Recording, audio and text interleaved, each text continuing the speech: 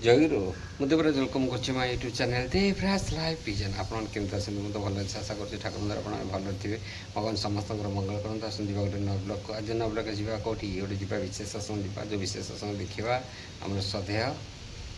बीरज दादा बहुत सुंदर जाजन जाजन भी गोटे अलग प्रकार जाजन दादा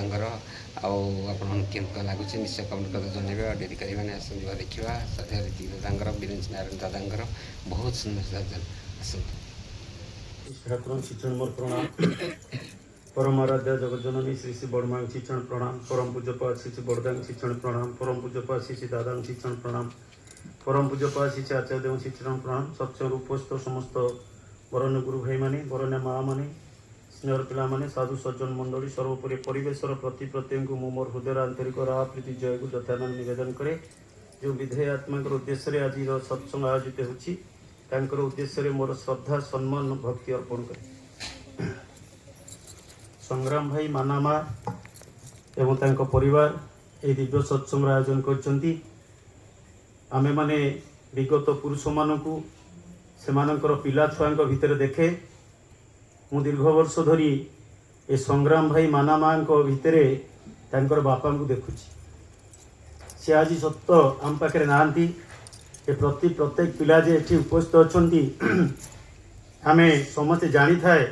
मो बापा मो भितर बंची मो बापा मो भितर जीवित जो मानकर बापा माँ नहान एवं माँ मोते ए मूर्ति तैयारी कला विश्वर सर्वश्रेष्ठ बिंधाणी मोर माँ जे कि मोते सुंदर रूपदान कर आज आपण मान समझ जानी थिले जे स्वर्गत केदार बारी जड़े मनीष भाया मनीष थिले जड़े मनीष भाया मनीष थिले अन्यर उपकार करुथिले साहाय्य करुथिले एवं तांकर सेई श्राद्ध दिन रे एई दिव्य सत्संग आयोजन करा जायछि जहाँकि आम मानकर सत्य भाई सबू सत कथा कहले आम परम पिता चरण से विधेयात्मा सद्गति प्रार्थना करवा एवं ए परिवार आपण मानकर समस्त इष्टिपुत सुदीर्घ निरामय जीवन विश्व मंगल शांति निमंते मु परम पिता चरण प्रार्थना निवेदन रखे श्राद्ध बाबद बहुत कथा ठाकुर कहते गोटे संज्ञावाणी अनुश्रुतिर श्रद्धा अवसर आतुर शोके वृद्धि तरे करले दान प्रीत हुए तृप्त करे प्रीत हुए ताकि जानी श्राद्ध जान श्राद्ध दिन आम मानकर प्राण अवश्य हवा दरकार जो जहांकर उद्देश्य श्राद्ध दिया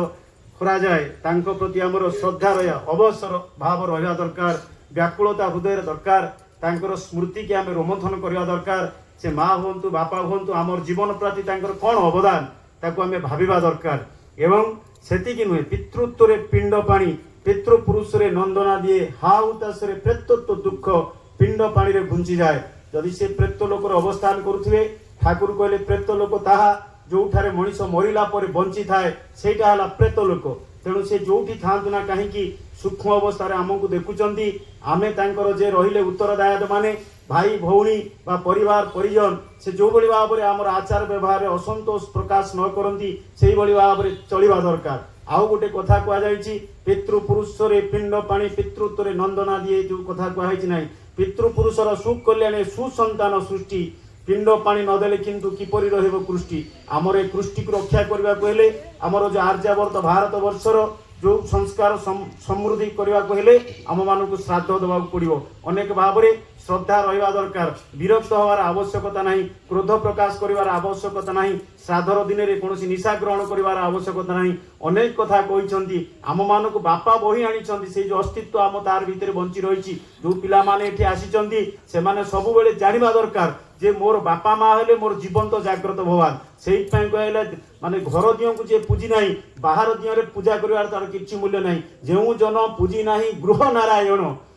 मूल्य नाही श्रीमंदिर दियो दर्शन मायाधर मानसी लेखा जे बापा माँ को मानिनी जो स्वामी ता स्त्री की माने ना सासु ससुर को माने ना भाई जे सत्य भाई कहते परवर्ती पर्यायर एते श्रद्धा भक्ति से किसी ग्रहण करती नहीं से सूक्ष्म अवस्था सबू जगार रहा सबुठ आम बड़ भाग्यवान जो माने इष्टवृत्ति करुथाए से पांचटा महायज्ञ फल प्राप्त होता है से देवयज्ञ अच्छी ऋषियज्ञ अच्छी पितृयज्ञ अच्छी सबू यज्ञ से प्रतिफलित होची भूत यज्ञ अच्छी तेणु नित्य नैमित्तिक काम्यं वृद्धि श्राद्धं तथा परं पार्वणं बीजवयं तथा ଶ୍ରାଦ୍ଧ ପଞ୍ଚବିଧ ବୁଧେଇ এই পঞ্চবিধ শ্রাদ্ধ ଆମେ ନିତ୍ୟ ନୈମିତିକ ଛୋଟ ପିଲାଟା ହେଲେ ମଧ୍ୟ ଯୋଉ ଇଷ୍ଟବୃତ୍ତି ପ୍ରଦାନ କରୁଛି ସେଥିରେ ତାର ପିତୃପୁରୁଷ ଖୁସି ହେଉଛନ୍ତି। ତେଣୁ ଇଷ୍ଟବୃତ୍ତି ଭାଇ ଯୋଉ କହୁଥିଲେ କେବେ ହେଲେ ଆମେ ବନ୍ଦ କରିବା ନାହିଁ, ସବୁଦିନ କରିବା। ଆଉ ଆମର ଶାସ୍ତ୍ର, ଆମର ସଂସ୍କୃତି, ଆମର ପୂର୍ବଜ ଋଷିମାନେ, ଆମର ବ୍ରାହ୍ମଣ ମାନେ এইଭଳି ଧାରା ସୃଷ୍ଟି କରିଛନ୍ତି ତା କୁତ୍ରାପି ବିରଳ। ଓମ୍ ବାନ୍ଧବା ଅବାନ୍ଧବା ଯେ ପୂର୍ବ ଜନ୍ମୁନି ବାନ୍ଧବା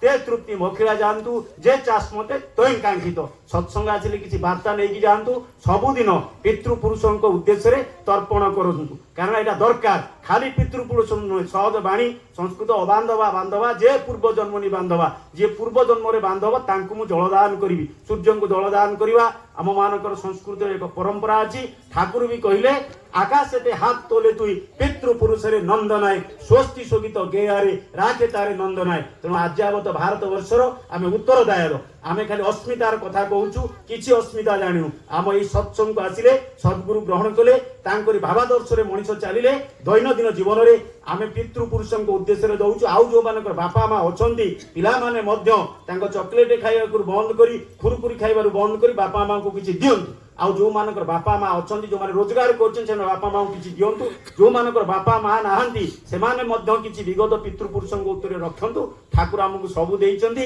ଆମେ ଠାକୁରଙ୍କ ଭାବଧାରାରେ ମତୁଆଲା ହେବା ଏବଂ ସମସ୍ତେ ଏକ ସ୍ୱରରେ ଗାଇ ଉଠିବା ବନ୍ଦେ ପୁରୁଷୋତ୍ତମ।